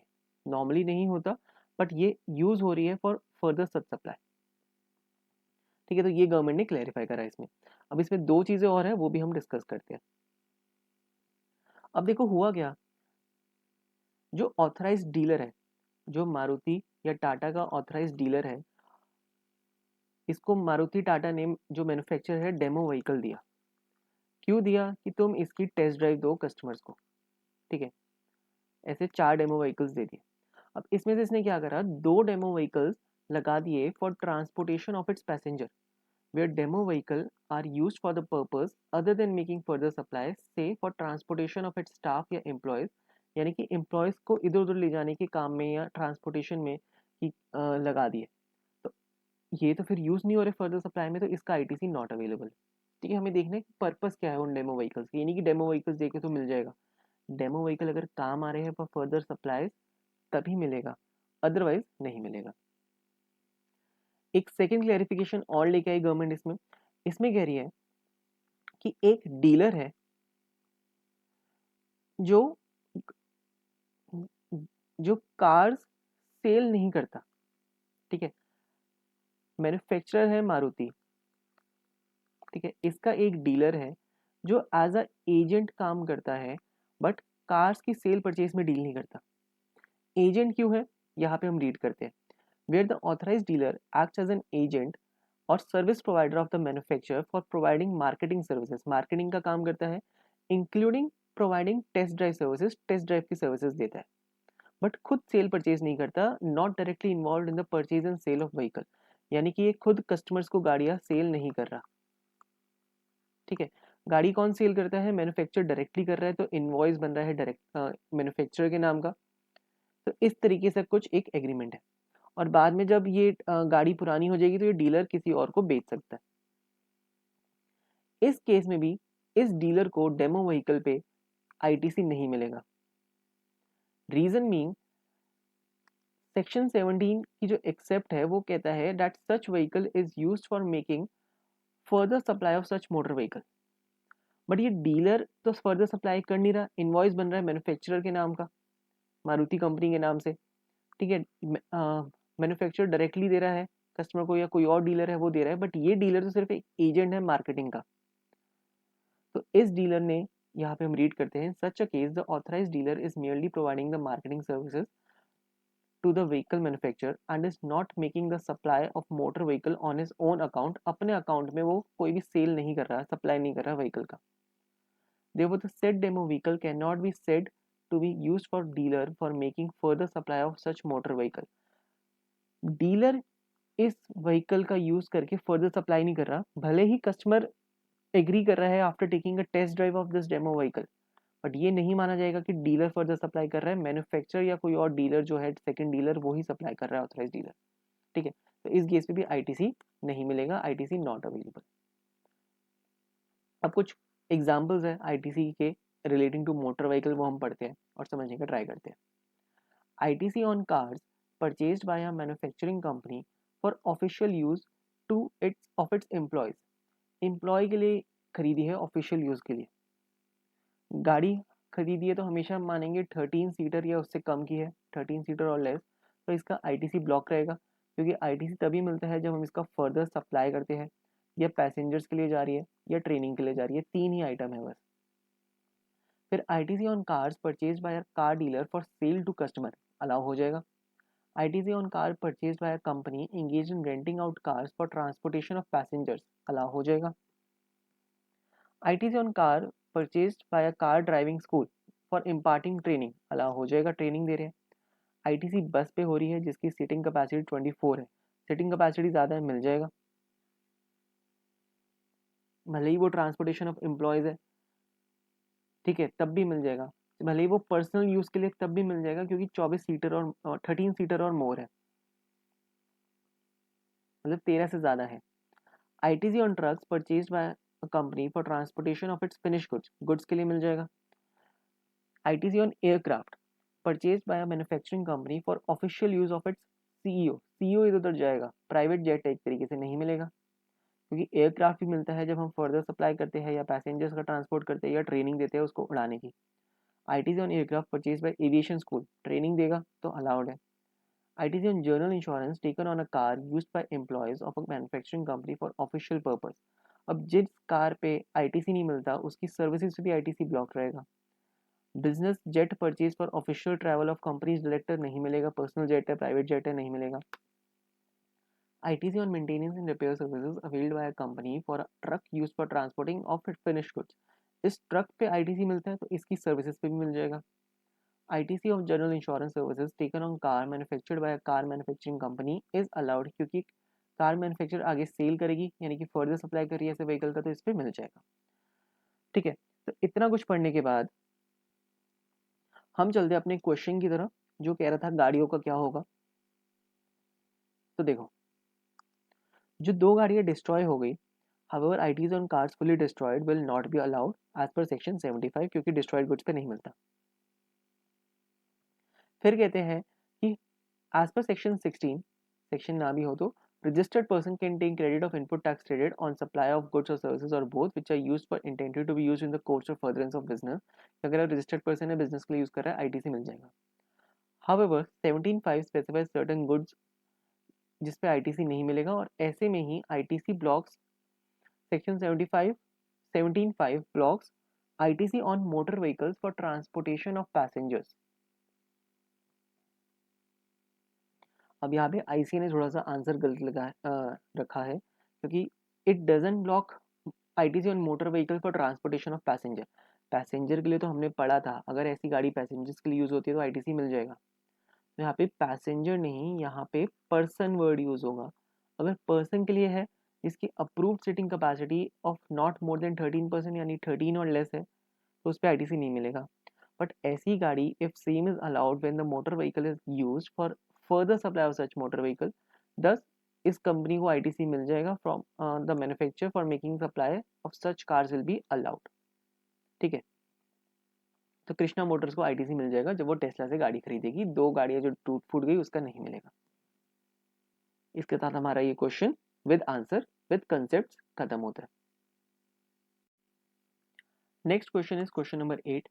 इसके 3 पार्ट्स है। सबसे पहले हम थर्ड पार्ट पे फोकस करते हैं। क्वेश्चन है, with reference to the provisions of section 17 examine the availability of ITC in the following independent cases। कि ITC मिलेगा नहीं मिलेगा, तीनों इंडिपेंडेंट केसेस है। थर्ड कहता है ABC limited availed maintenance and repair services from Jaggi Motors for a truck used for transporting its finished goods। तो अभी हमने क्लॉज ए में पढ़ा कि फिनिश गुड्स के लिए तो कोई दिक्कत है ही नहीं, फिनिश गुड्स पे ITC मिलता है। और हमने देखा कि ऐसे ट्रांसपोर्ट मतलब मोटर व्हीकल जो फिनिश गुड्स की ट्रांसपोर्ट हो रही है उस पर ITC मिल जाता है। और अगर ITC मिल गया मोटर व्हीकल पे तो उसकी रिलेटेड सर्विसेज पे भी ITC मिल जाएगा, तो इस पे ITC मिल जाएगा। इसे आंसर पढ़ते हैं।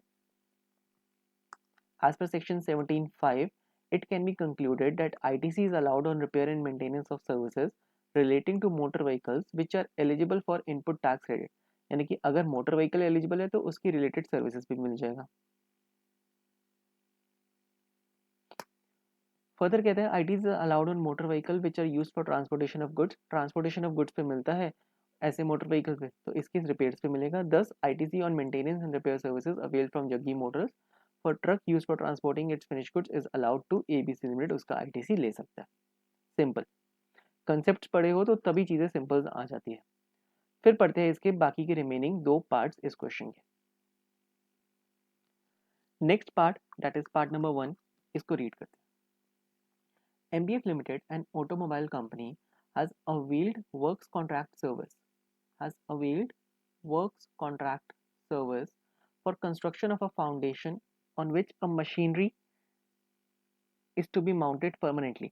यानी कि एक मशीन बनाने के लिए फाउंडेशन उसका बेस बनाया, ठीक है, जिसपे मशीन परमानेंटली फिक्स होगी। और कौन सी सर्विस ली है? Works contract service. Works contract service अगर हम एक लेमन लैंग्वेज में जाने तो क्या होता है, इसमें goods plus material plus service सब कुछ ऐड करके पूरा एक कोटेशन मिलती है। मतलब पूरा कॉन्ट्रैक्ट हमने दे दिया। इस मशीन का जो बेस बनाना है उस पर जो भी गुड्स लगेंगे प्लस उसकी सर्विसेज सब कुछ हमने कॉन्ट्रैक्ट के बेसिस पे दे दिया। तो क्या वर्क्स कॉन्ट्रैक्ट पे ITC मिलता है? नहीं मिलता। इसको जानने के लिए फिर हमें सेक्शन 17(5) की मदद लेनी पड़ेगी, और सेक्शन 17(5) में एक प्रोविजन है, एक क्लॉज है जो कहता है आईटीसी नहीं मिलेगा for works contract service, ITC is blocked. ठीक है,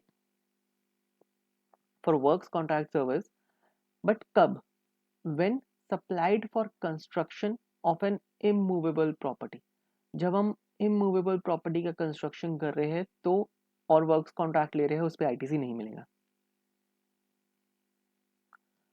other than plant and machinery, but plant and machinery पे मिल जाएगा। देखो, वर्क्स कॉन्ट्रैक्ट सर्विस की बात कर रहे हैं, अगर प्लांट एंड मशीनरी के लिए ले रहे हैं वर्क कॉन्ट्रैक्ट की सर्विस तो इसका आईटीसी मिल जाएगा। बट अगर कोई और इमूवेबल प्रॉपर्टी है, इमूवेबल प्रॉपर्टी, तो उस पे नहीं मिलेगा, उसके कंस्ट्रक्शन पे, एक्सेप्ट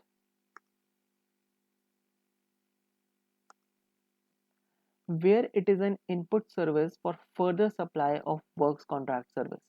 यानी कि अगर कोई वर्क्स कॉन्ट्रैक्टर है, देखो एक एग्जांपल लेते हैं, रिलायंस अपने लिए एक बिल्डिंग बनवा रहा है, अपना एक ऑफिस बना रहा है रिलायंस, इसके लिए इसने डीएलएफ को एक कॉन्ट्रैक्ट दे दिया, ठीक है, कि मेरे लिए बिल्डिंग बना के दो। तो रिलायंस ने वर्क्स कॉन्ट्रैक्ट की सर्विस ली, रिलायंस को इस पे आईटीसी नहीं मिलेगा, ठीक है। बट रिलायंस ने डीएलएफ को जब कॉन्ट्रैक्ट दिया तो डीएलएफ ने क्या करा, यही कॉन्ट्रैक्ट आगे एक सब कॉन्ट्रैक्टर को दे दिया, उससे वर्क्स कॉन्ट्रैक्ट की सर्विस ली। लेट्स से ये एलएनटी कंपनी को दे दिया इसने, तो डीएलएफ को इस पे आईटीसी मिल जाएगा। वही चीज कह रहा है, that is except where it is an input service for further supply of works contract. DLF एक इनपुट सर्विस ले रहा है लार्सन एंड टर्बो से for further works contract, for further supply of works contract service, तो इस पे ITC मिल जाएगा इसे, ठीक है। अब इस पे आईटीसी क्यों नहीं दे रही गवर्नमेंट, इसका रीजन जानते हैं।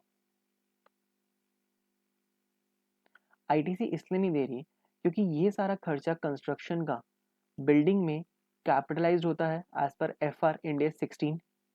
इसको हम कैपिटलाइज कर देते हैं अपनी बुक्स ऑफ अकाउंट में, और कैपिटलाइजेशन पे इस पे डेप्रिसिएशन लेते हैं, तो वहाँ पे हमें इसका वो डिडक्शन मिल जाता है, यानी कि जीएसटी का वो कंपोनेंट बेनिफिट हमें मिल जाता है एक तरीके से, तो इसलिए इस पे हम इसे नहीं देते।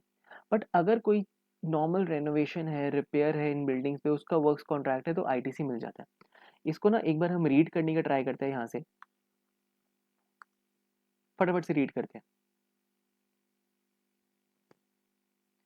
One major input service ITC on which is blocked is the input service relating to the construction activity like construction of office building, except in case where like builders, developers or contractors who are undertaking construction for others, यानी कि किसी और के लिए construct कर रहे हैं, अपने लिए नहीं कर रहे।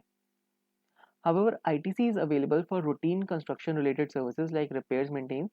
Broadly, ITC of construction services is not available when expenses are capitalized. जब हम कैपिटलाइज कर दे तब नहीं अवेलेबल, और ये कैपिटलाइजेशन किस पे डिपेंड करेंगे, अपने अकाउंटिंग स्टैंडर्ड्स पे, ठीक है।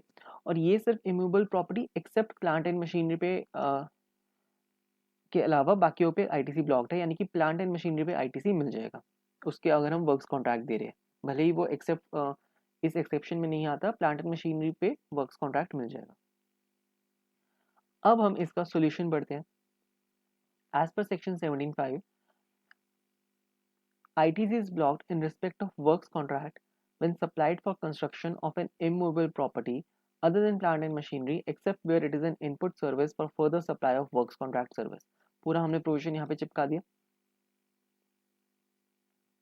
अब प्लांट एंड मशीनरी में आता क्या है, प्लांट एंड मशीनरी में एक तो मशीनरी आ गई, उसका जो बेस बनता है जिसपे वो बनेगी, वो भी प्लांट एंड मशीनरी का पार्ट है।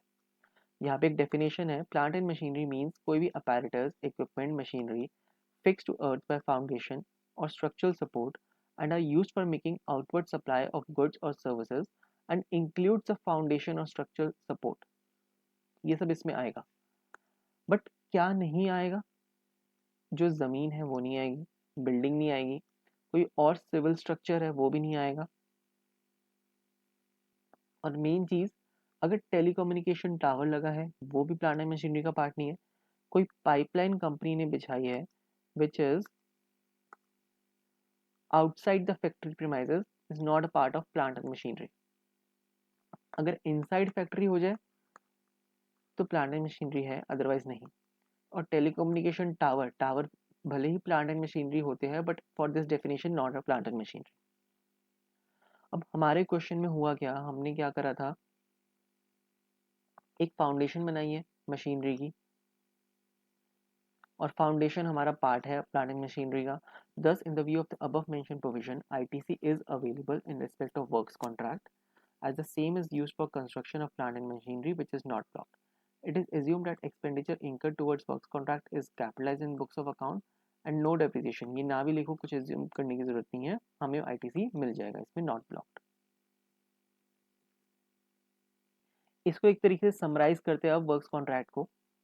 ITC on works contract service for construction of immovable property is available only in the following three situations. वैसे तो ITC blocked है बट कब मिलेगा?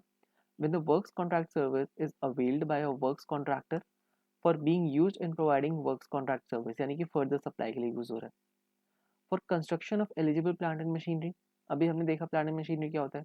In this case, ITC is allowed to all recipients irrespective of their line of business and whether expense capitalized or not. तो इसमें capitalization हम नहीं देखेंगे। फिर अगर वर्क्स कॉन्ट्रैक्ट का खर्चा कैपिटलाइज नहीं होता तब भी आईटीसी मिल जाएगा, जो मर्जी लाइन ऑफ बिजनेस हो सप्लायर्स का। ठीक है, बाकी जो हमने डिस्कशन करी बहुत अच्छे तरीके से करी है, थोड़े से एग्जांपल्स है इसके वो भी देखते हैं। तो एग्जांपल देखते हैं। ITC on works contract service availed by a software company for construction of its office. Office यानी इमूवेबल प्रॉपर्टी बनाने के लिए वर्क्स कॉन्ट्रैक्ट लिया है तो ब्लॉक्ड है। CDN company, एक वर्क्स कॉन्ट्रैक्टर इन नोएडा का, has been awarded a contract for construction of a commercial complex in Lucknow. The firm avails services of EF and Company, एक local works contractor of Lucknow, यानी कि इसने किसी और contractor की मदद ली for construction of company, ITC इस पे अलाउड हो जाएगा। ITC on works contract service availed by an automobile company for construction of a foundation of a machinery to be used in the production process, machinery के लिए मिल जाता है, is allowed. ITC for contract services availed by a manufacturing company for construction of pipelines to be laid outside the factory, outside नहीं मिलेगा, inside होती तो मिल जाता, blocked है। Consulting firm has availed services of a works contractor for repair of its office building. Repair करा रहे हैं, repair के लिए देखते हैं क्या होगा, आगे कहते हैं the company has booked such expenditure in its profit and loss account. Profit and loss account में यानी कि पीएनएल में डाला, कैपिटलाइज नहीं करा, तो आईटीसी इस पे मिल जाएगा। फिर एक telecommunication company has availed services of a works contractor for repair of its office, repair की बातें कर रहे हैं। इस वाले एग्जांपल में रिपेयर था। द कंपनी हैज कैपिटलाइज, यहाँ पे कैपिटलाइज कर दिया, कैपिटलाइज मिल गया तो कर दिया तो आईटीसी नहीं मिलेगा। ठीक है, तो इस तरीके से हमने एग्जांपल्स प्लस इसके प्रोविजंस कर लिए। सेकंड क्वेश्चन देखते हैं इसका। Shah and construction procured cement, paint, iron rods and services of architect and interior designer for construction of a commercial complex for one of its client. तो एक कंपनी है, builder है एक, शाह एंड कंस्ट्रक्टर, और एक क्लाइंट है। अभी हमने देखा था अगर कोई क्लाइंट किसी को एक वर्क्स कॉन्ट्रैक्ट देता है कि तू ही संभालना और तू ही हमें सर्विस दे, तो इस सर्विस का चार्जेस, ये जो शाह एंड कंस्ट्रक्टर है लेट से 1 करोड़ रुपीज की चार्जेस लेता है, तो जो क्लाइंट ने इसको पेमेंट करी 1 करोड़ की, जिसमें लेट से 10 लाख रुपीज का टैक्स था, जीएसटी था, तो क्लाइंट को तो जीएसटी नहीं मिलता। बट अब बात हो रही है इस शाह एंड कंस्ट्रक्टर डीलर के बारे में। डीलर ने गुड्स एंड सर्विसेज खरीदे और क्लाइंट के लिए बिल्डिंग बनाई। अब डीलर ने इनपुट सर्विसेज ली, तो क्या डीलर को इन इनपुट्स पे जीएसटी मिलेगा, उस पर बात हो रही है। जीएसटी मीन्स आईटीसी मिलेगा कि नहीं, उस पर बात हो रही है। ठीक है, तो एक है क्लॉज डी जो डील करता है अपने 17(5) में, कहता है कि आईटीसी नहीं मिलेगा for goods or services or both received by a taxable person for construction of an immovable property other than plant and machinery of course. तो यहाँ पे शाह एंड कंस्ट्रक्टर एक बिल्डिंग बना रहा है, इमूवेबल प्रॉपर्टी, उसके लिए सामान ले रहा है, ठीक है, गुड्स और सर्विसेज और बोथ, तो इस पे आईटीसी नहीं मिलेगा. But on his own account, on his own account, very important wording, एक बार फिर से पढ़ते हैं. आईटीसी नहीं मिलेगा गुड्स और सर्विसेज पे received by a taxable person for construction of an immovable property on his own account, including where such goods or services or both are used in the course or furtherance of business.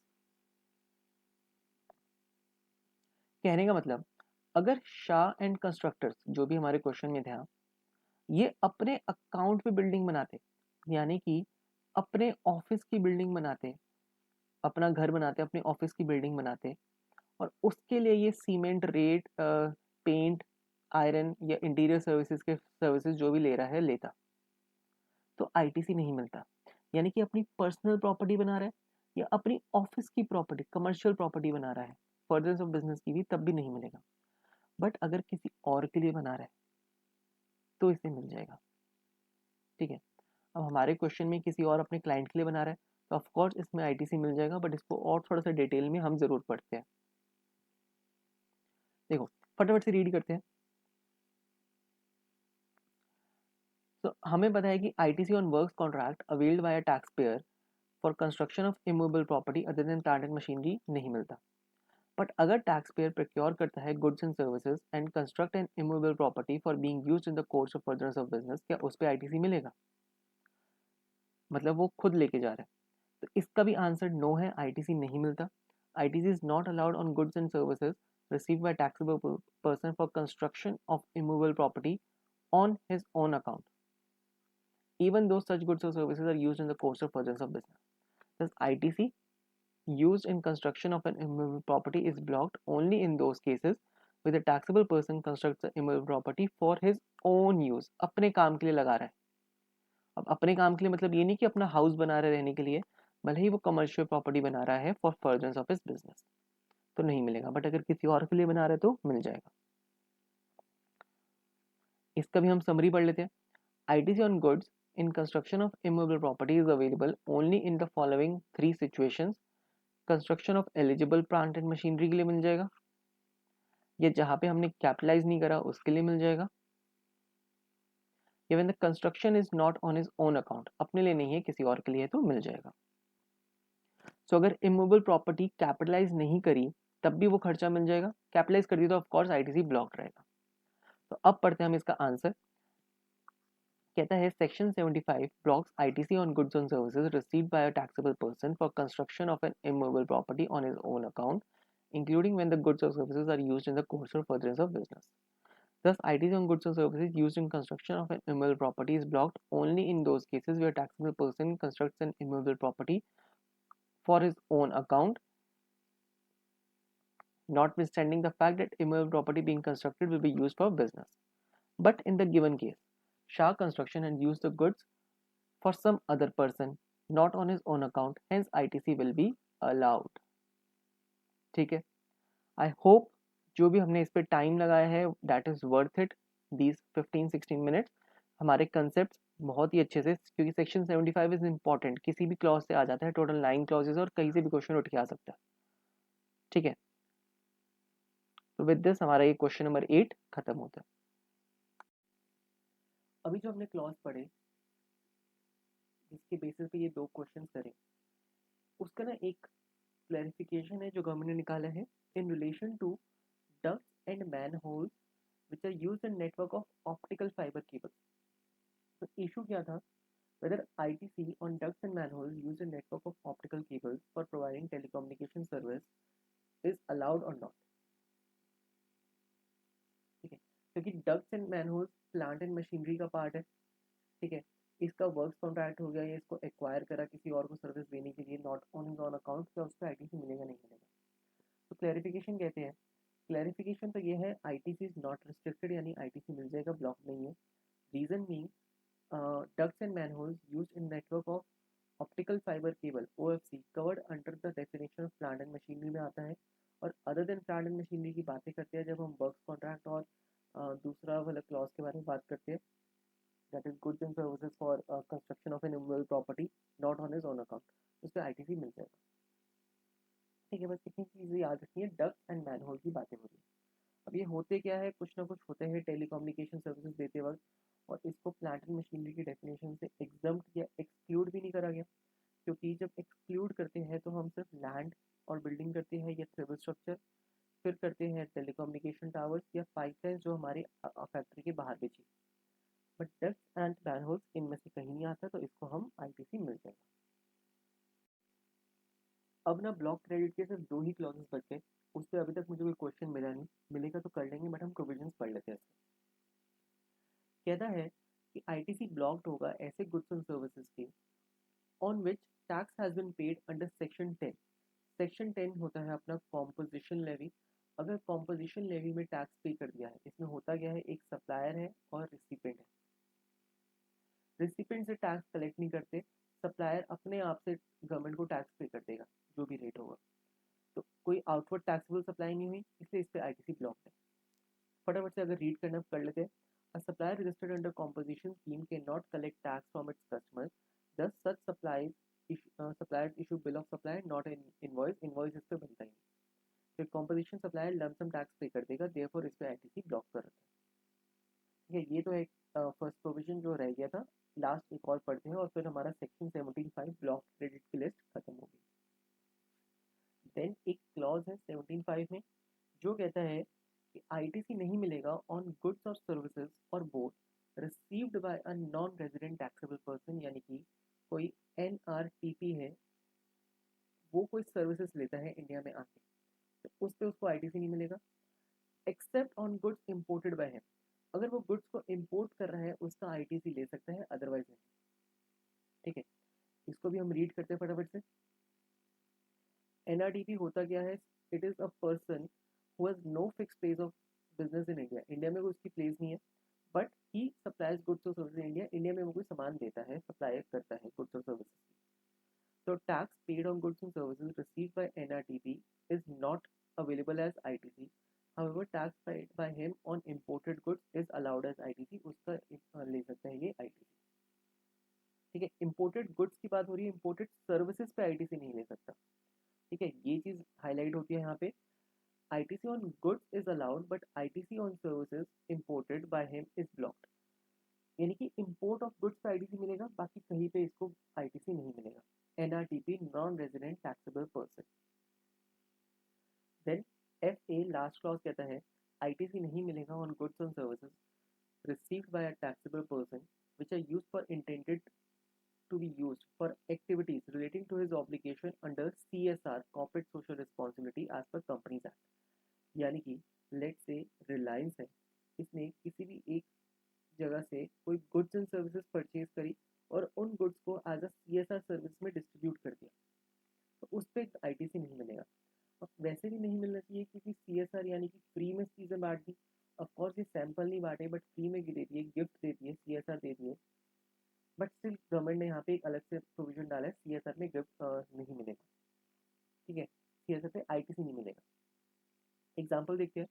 ABC Manufacturing Private Limited purchased and distributed 1000 educational kits, including bags, notebook and stationery, उसकी kit है, तो government school in rural area as a part of CSR obligation, यानी कि CSR के लिए उसने 1000 kits बांट दी। अब इसने परचेज करे school bags from a stationery XYZ stationery, total payment करी 5,50,000 की, जिसमें 50,000 रुपीज का जीएसटी था। तो ABC ने XYZ स्टेशनरी से गुड्स खरीदा जिसपे 50,000 रुपीज की जीएसटी की पेमेंट कर दी। एबीसी की जेब से गया है 50 लाख, और इसको आगे जाके सीएसआर में बांट दिया, तो इस पे ये इस 50,000 का आईटीसी नहीं ले सकता। ITC used for CSR is blocked, hence 50,000 paid on additional kits educational kits can not be claimed as ITC by ABC manufacturing private limited, हम नहीं ले सकते आईटीसी। विद दिस हमारा सेक्शन 17(5) का रिवीजन विद क्वेश्चन पूरा complete होता है। और कोई क्वेश्चन हुए तो ऑफकोर्स मैं उसको डिस्कस करूंगा, otherwise that's all. Before moving on to the next concept, section 17(5) का एक लास्ट क्लैरिफिकेशन है, वो भी हम देख लेते हैं। क्या कहता है? Clarification in respect of entitlement of ITC by insurance company on the expenses incurred for repair of motor vehicle in case of reimbursement mode of insurance claim settlement. कहना क्या चाह रहा है ये? लेट से हमने एक कार का इंश्योरेंस ले रखा है। कहाँ से लिया है? टाटा इंश्योरेंस कंपनी से।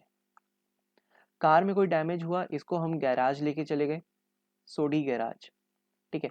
वहां पे जो भी रिपेयर हुई, जितना भी कॉस्ट आया, लेट से 1 लाख रुपीज का कॉस्ट आया। अब इंश्योरेंस ने इसको अप्रूव करा, अप्रूव्ड करी 1 लाख रुपीज की एक्सपेंस, अप्रूवल मिल गया हमें इंश्योरेंस का, ठीक है। जिसकी गाड़ी खराब हुई उसने अभी कैश में पेमेंट कर दी, कैश यानी कि ऑनलाइन करी चाहे यूपीआई करा, अभी कस्टमर की जेब से, पॉकेट से गई पेमेंट, इंश्योरेंस वालों ने नहीं दिया। बाद में ये इंश्योरेंस से रीइंबर्समेंट ले लेगा, ठीक है। तो इससे हुआ क्या? एट द एंड पेमेंट तो इंश्योरेंस वाले ने करी। अगर हम फाइनल देखें, अभी हमने खुद, जो ओनर है, जैसे आपकी गाड़ी है, आपने पेमेंट कर दी और बाद में उसका रीइंबर्समेंट ले लिया, तो फाइनल पेमेंट तो टाटा इंश्योरेंस कंपनी कर रही है, जो भी इंश्योरेंस कंपनी है। तो ये रिसिपेंट हुई, तो क्या इसको आईटीसी मिलेगा इस सर्विसेज पे जो इसने अवेल करी? देखते हैं उस पे क्या बात करते हैं। कहता है कि इंश्योरेंस कंपनीज इंगेज करती है जनरल इंश्योरेंस में और settle claims either in cashless और रीइंबर्समेंट मोड। अब यहाँ पे मैंने रीइंबर्समेंट मोड की बात करी कि रीइंबर्समेंट करा, बट ऐसा भी हो सकता है कभी कभी कैशलेस हम रिपेयरिंग करा ले, कि कस्टमर को अपनी पॉकेट से कुछ नहीं पे करना होगा, डायरेक्टली इंश्योरेंस कंपनी पे करेगी। बट ये notification reimbursement mode of payment पे डील करती है, क्योंकि कैशलेस में तो मिल ही जाएगा, कैशलेस में तो पेमेंट टाटा ही कर रहा है, बट अभी पहले पेमेंट करी कस्टमर ने और बाद में उसको रीइंबर्समेंट मिला, ठीक है। तो उस पर हम बात कर रहे हैं। दोनों ही केस में अप्रूवल होता है इंश्योरेंस की तरफ से कि कितने चार्जेस लग रहे हैं, और दोनों ही केस में जो इनवॉइसेस है वो इंश्योरेंस कंपनी के नाम पे बनते हैं। Invoices are generally issued by the garage in the name of insurance company. भले ही रीइंबर्समेंट का केस है, कस्टमर के नाम का इनवॉइस नहीं बनता, वहां पे इंश्योरेंस एजेंट का नाम होता है, जो भी हमारे इंश्योरेंस प्रोवाइडर है, ठीक है। तो होता क्या है, जो पॉलिसी होल्डर है makes payment for such repairs and subsequently insurance company reimburses the approved claim cost to the insurance, यानी कि कस्टमर वाले इंश्योर्ड, यानी कि कस्टमर को वो वापस कर देता है, क्या कहते हैं, रीइंबर्स। तो फाइनल लाइबिलिटी किसकी हुई? फाइनल लाइबिलिटी किसकी हुई इस केस में पेमेंट करने की? इंश्योरेंस प्रोवाइडर की, ठीक है। यही चीज यहाँ पे लिखी है, द लाइबिलिटी टू पे for the repair service for the approved claim lies with the insurance company.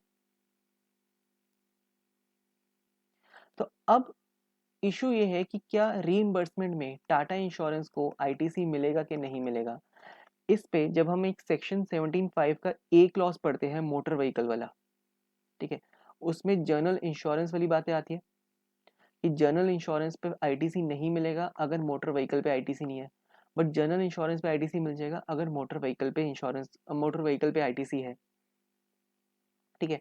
Provided that input tax credit in respect of such services shall be available, मिल जाएगा।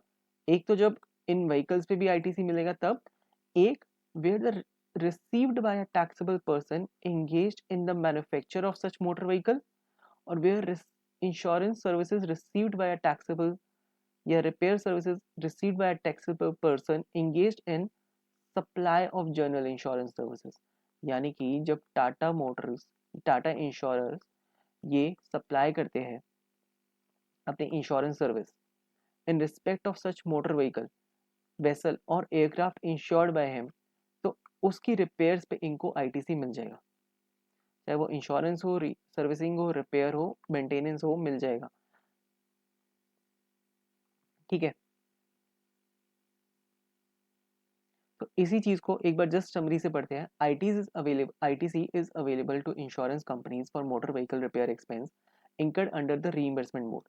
कंडीशन क्या है? एक तो इनवॉइस इंश्योरेंस कंपनी के नाम का होना चाहिए, कस्टमर के नाम का नहीं। ITC claims solely for the amount reimbursed to the insured, जिसका जितना अमाउंट 1 लाख रुपए इम्बर्स करा है तो उतनी ही अमाउंट का ITC मिलेगा। ठीक है, दैट्स ऑल।